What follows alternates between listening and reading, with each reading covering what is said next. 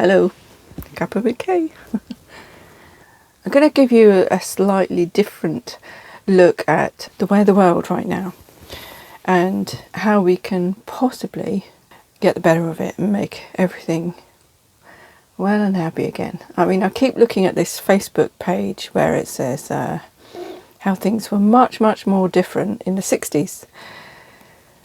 The thing is, in the 50s, 40s and 50s, late 40s and 50s, they were just coming out of the Depression. The war had just finished 15 years earlier, so people were suffering the repercussions of that. So the 60s tended to be a relief. The next generation had come along, and so they were trying to find themselves. And I was born into that. I was born in 63. For me, as a child, I wasn't actually stuffed in front of a television set like you would led to believe, and most people were in those days. I was a bookish type person, obviously. I liked reading, and I still do. So I've got loads of things to read all the time. Oh, 4x4 fella, I still haven't gotten through that book yet, but thank you so much for it. It's really interesting. But okay, it changed lives in many ways. And what I'm going to say here is going to lead on to what I'm going to say about the rest of what's happening today. Hopefully it'll make sense. You see the programmes now that are really popular, like Star Trek and Doctor Who and things like that. Then it was just coming in. It was just being produced and given to us then. Star Trek wasn't on my radar. What happened? Yeah, there was loads of fiction and factual stories that came out. I mean, we were bombarded with what we thought was the reality of life. And obviously, we know now that the media is controlled. And I think it was then too.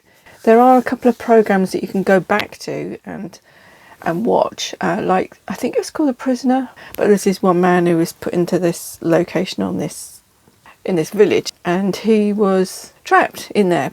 I suppose it's another take on the Jim Carrey film. Yeah, we had programmes like that, but that didn't come across my radar. That was about 6 episodes long, and that was it, I think. But at the time, we had things like the Vietnam War. I mean, America only got really involved in it late 60s, early 70s. And I think it completely ended in 1979. I'm not quite sure about that, but I wasn't really into it at the time because I was at school and it never registered. My parents didn't talk about it. I only found out about it afterwards. We weren't even taught about it at school. You would think that we would have a history of warfare, something like that, wouldn't you? But no, as I've said in my previous videos, the only history we ever learned was King Henry VIII and his 6 wives. That was it, basically.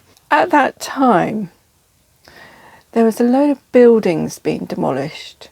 And I remember being walked around town and the old buildings were being taken down, loads of bulldozers around, and in their place was all these block monstrosities.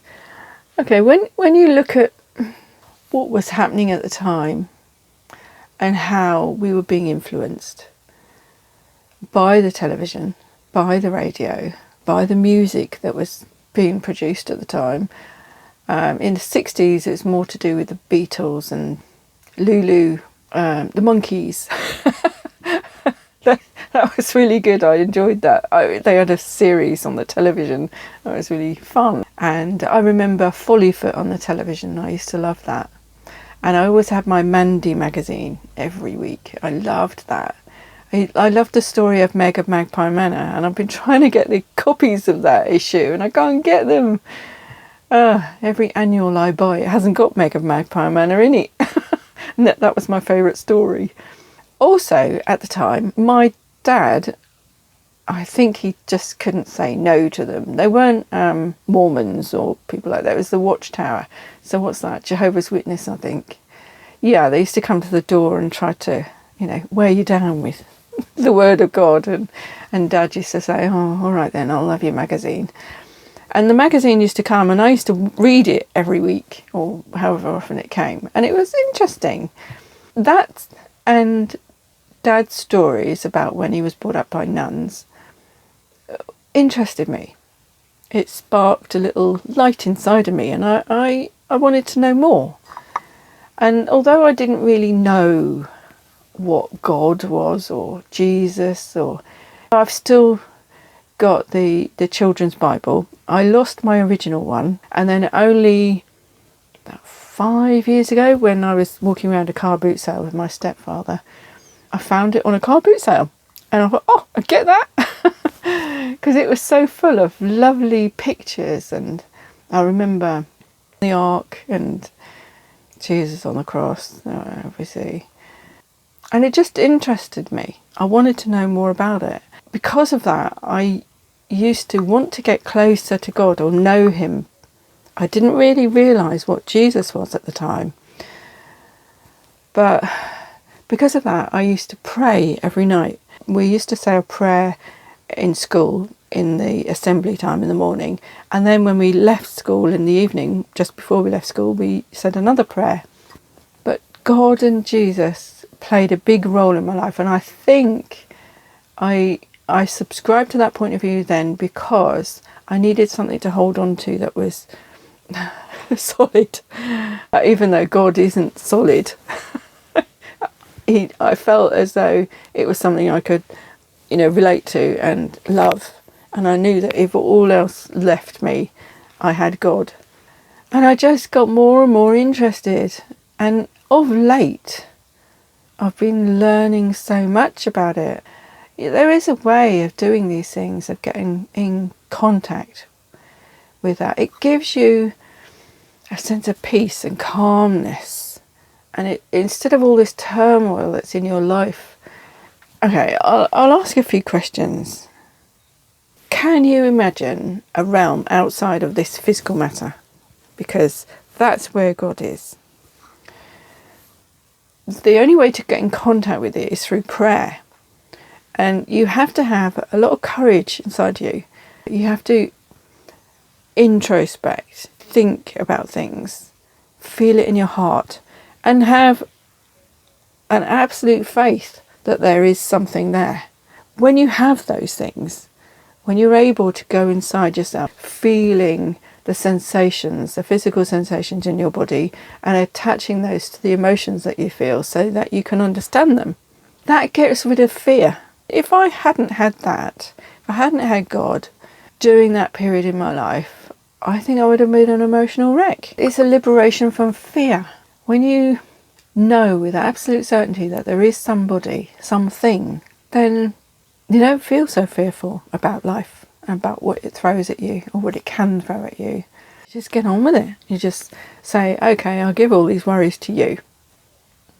And it teaches you an awful lot about how people are.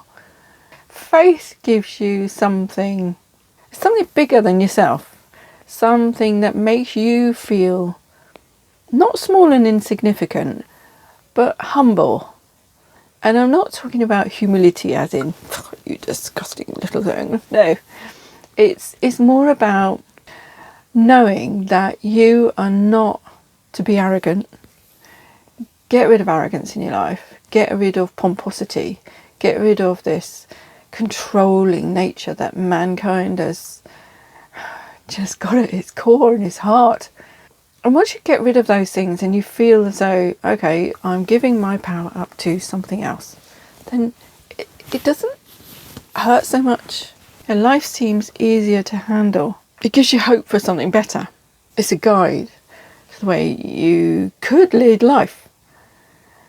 And all these stories give you the suffering of the people and then a rejuvenation of them. It's about love and helping other people, spreading a light into people's lives. And it's also showing you how to conquer all these demons inside you, like depression, anxiety, fear, worry, how to handle grief, how to handle hope, because hope is, sometimes you can hope, and hope in material things, hope for things to be better, but you have to learn to let go of hope. So why do we always think that when we look at the Bible, it's all out of date? It's not. It's current. It is it's been current to every age. And it's just because it's written in an old language that we can't understand right now. That's why it becomes a bit tedious and boring. But if you really read it and get past the, how can I say, the boredom threshold, then it kind of grips you. It kind of makes you want to read more. There's something inside of you that is inspired. I mean, okay, I believe that at least 60% of humanity is good, it's benevolent, it's kind, it's generous, it's supportive, it's helpful. And the vast majority of people on this earth are there to live a life that's good for everyone else. They want to be able to help. You think every time you help somebody, that feeling inside that gives you, it makes you feel wonderful, doesn't it? And every time you hate somebody or put a downer on them or talk horribly about them, it makes you feel horrible. So why would you turn away from that sort of thing? I just think we're being hypnotised by, well, maybe mainly the television in the corner of the room. If you can put that away and chuck away the newspapers, then you can start to look at the real world and feel the solid earth beneath your feet, feel the rain coming down over your head, watch the birds outside. It's just that the television just convinces you that you're in a physical reality, and this physical reality isn't very pleasant. And science. You think that science confirms the physical fact of everything, but it's even doubting itself now. Look at quantum mechanics and string theory and all that sort of thing. It goes right down to the microscopic level, trying to find the smallest thing, and it can't, because every time it finds the smallest thing, it finds something else that's smaller. And it thinks, what is going on? And it's found out now that your intentions, your thoughts, your emotions, when you connect your head and your heart together and you put an intention out there, it changes things. Check out My Big Toe, Tom Campbell, that's it, Thomas Campbell. It's just so bloody brilliant. Bloody's in the Bible, bloody's in the book. If you don't believe me, have a bloody look. So I can say that word, that's alright. You think of science, I think of Tesla, and you think of what he's found. He was an inspiration for everybody, and all his stuff was so important that it was stolen by certain people we shall not mention. What he used to do was sleep about 2 or 3 hours at the night and then nap during the day to catch up with the sleep that he needed. And because of that, I have a different theory about this, okay, but this is what they say. Because of that, he was able to tap into the creative brain a lot more. And that's what enabled him to create all these different devices and get in touch with the universe and understand God. And thing is, when you don't have enough sleep, you don't get your dream sleep. And when you don't get your dream sleep, it comes to you during the day. So that's probably what he was seeing all these images around him during the day because he wasn't getting enough REM sleep. Yeah, you think about all the people who are suffering. People say, why do you suffer? Why does God allow all these things? Why does God allow a child to have cancer? Yeah, I know it is bad. It is sad. It is mad. Okay, suffering. You think of Job, how he was tested by God. His faith was tested. His ordeal was all about loss. Losing his wife, his family, his children. Everything he owned, really, basically. And he still loved God. God allowed Satan to test him, to test his faith. We are subservient to this higher power. And you think of Christ, and you think how he was tested. If you think of Christ as a physical man who had the Spirit of God poured into his body, this is why he was able to rise again. and live again after he died. There's a really good program called The Chosen, and it's by Angel Studios. Quite apt name, isn't it, really? And this series is all publicly funded, and it's available on the Angel Studios website, and it's pay it forwards for somebody else to watch it for free, which is a wonderful idea. I think it's really, really good. But you can watch the whole series, and it's all about the disciples of Jesus and how he chose them. They are not blameless or faultless, because they are a group of men who, and a couple of women in there too, who are not perfect in any way, shape or form. They were expecting the Messiah's return because it was foretold in all of the old scrolls, what we know now as the Old Testament. It was Constantine in Rome that collected all of the books and put them all into the order that they thought, or what they wanted people to understand it by. And obviously they deleted a few books and didn't put them in so that you wouldn't be told the whole story, which you can find in the Nag Hammadi scrolls, the Dead Sea Scrolls. Yeah, if you look at Chris Sparks' book, it's The Keys of the Kingdom, Holy Bible. He spent the past 27 years translating it into an English language that you can understand. But it's all about the divine power, how God controls everything, and how he does it with love, giving you love is there for you to take, only if you choose to do it. It's up to you. You have free will and free choice. And it's all about a struggle, finding love during and through your struggle. And okay, the past, since the pandemic, I guess. Yeah, I've been struggling. It's that's kept me sane. It helped me to understand the bigger picture. Putting faith in something greater than yourself, and putting all that fear of what's going to happen next, a depression that you think, how could this happen? And wallowing in grief. And it's God that has helped me through, Jesus. And I think of that Chosen series, and I look at it and I think, I cry in every episode.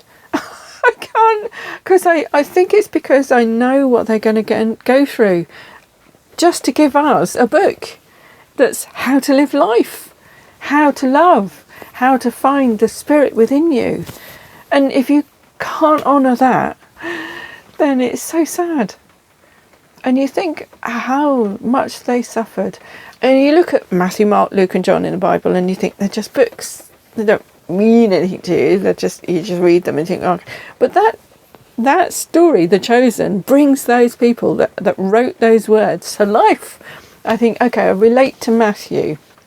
In the series, they've put him on the autistic spectrum, and he's very much an Aspergery type person who's very much, can't relate to other people. And when people tell jokes, they can't get it. And he's so good.